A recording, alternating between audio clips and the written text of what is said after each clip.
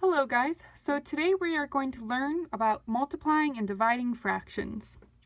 First, I'm going to go over how to multiply fractions together. And it's actually quite simple.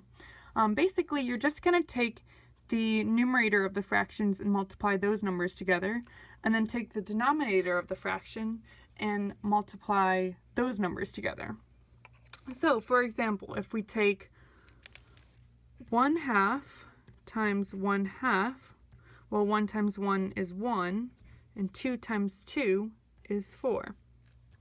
Similarly, if we take 1/3 times 2/3, well, 1 times 2 is 2, and 3 times 3 is 9.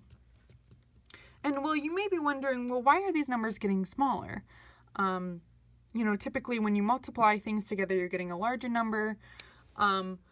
Well, when it comes to multiplying and dividing fractions, the roles are switched. So when you multiply fractions together, you're getting a smaller number, and then when you're dividing fractions, you're going to get a larger number.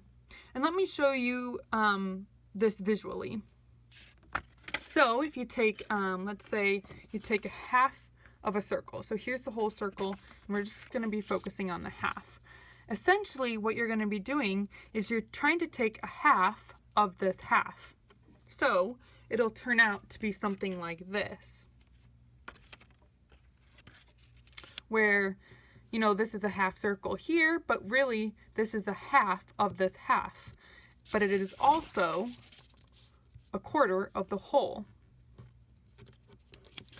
Similarly, if you want to take something like this where there's a line, for the second example where we were doing 1/3 times 2/3, essentially what we're focusing in on is this area right here.